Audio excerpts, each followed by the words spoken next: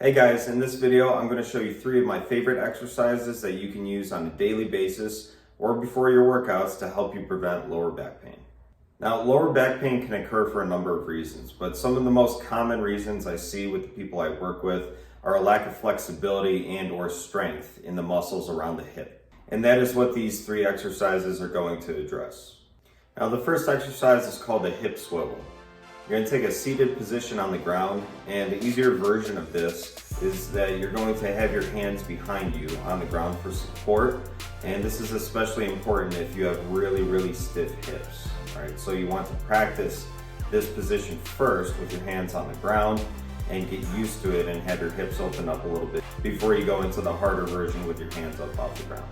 So after you place your hands behind you, you're going to position your knees at approximately a 90-degree angle out in front of you. Then you're going to keep your feet where they are on the ground, and you're going to simply swivel your hips up and over to the other side. Okay, so we're working on internal and external rotation of the hip. So you want to make sure that your feet aren't moving while you're doing this, because then you're not getting into all those tight corners like you could be. So after you swivel over to one side, do that on the other side and get a few reps back and forth, let your hips open up, and then maybe you might want to try a few reps with your hands out in front of you to make it a lot more challenging. Now, if you do go with this progression, you want to make sure that you're maintaining a very tall torso and you're not just slouching over in your back and trying to just get through the exercise in a poor position. So I would rather have you have your hands on the ground and do it correctly and slowly and with control and not struggle through it too much. Do that for a while, let that become easy for you, and then try the harder progression. Okay, the next exercise is the Jefferson Curl. So this exercise is fantastic in helping to loosen up all the muscles of your posterior chain. So your calves, your hamstrings, your glutes, your lower back muscles, your spinal erectors that run all the way up and down your spine, and also your neck. Now, when you're doing this exercise, it's very important to go slowly and maintain control throughout. You may want to try this exercise without a weight at first, and then pick up a very light 5-10-pound dumbbell or kettlebell, and then give it a try. You want to have your feet straight right next to each other, directly underneath your hips.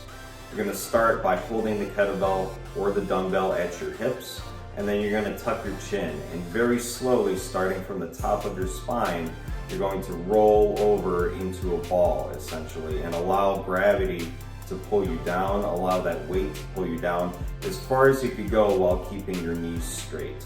Now, once you reach your end range of motion, you want to reverse that movement and you want to slowly extend your spine, coming all the way back up into the standing position. So you want to start at the lower back, slowly extend. Think about extending one vertebral segment at a time, all the way up to the upper back. And then when you come up from the bottom position, roll your shoulders back, stretch out your chest as well, and then look up towards the ceiling and get a nice neck stretch as well. Now, as you get better at this and your flexibility improves, you may want to stand up on a small plate or even a box so you can get even more range of motion out of this. But once again, the key is to go very slowly, not to use too much weight, and move with control. Now, the final exercise is called the double band hip hinge. Now, this exercise is really meant to prep and prime and strengthen those muscles of your posterior chain, primarily your glutes. So you have a mini band around your knees to push your knees out into the band to help prep the outer glute muscles. Then you have the big monster band around your hips to help bring you back into a hinge and provide a lot of resistance for you to come forward and really squeeze and strengthen those big gluteal muscles in the back of the hip as well. So when you're doing this exercise, you want to first set up your foot position, feet directly underneath the hips. You're already going to have your mini band prepped just above the knees, have the monster band prepped around the hip, and you want to scoot out away from your anchor point to where you have enough resistance to where the exercise is challenging but allows you to maintain good form, so you're not arching your lower back as you're coming forward. You want to make sure you're really using your glutes only during this exercise. All right, so after you have a good setup position, you want to allow that big monster band to take your hips backward into your hinge, want to make sure you're pressing your knees out into that mini band and go to a point to where you feel the maximum amount of stretch in your glutes, but your back remains straight. And then once you run out of room and you can't go back any further, you really want to squeeze your glutes, bring your hips forward and come to the standing position. So I recommend doing these exercises first thing in the morning to get your hips and your glutes and all your stabilizing muscles around your hip prepped and ready to go for good movement patterns throughout the day.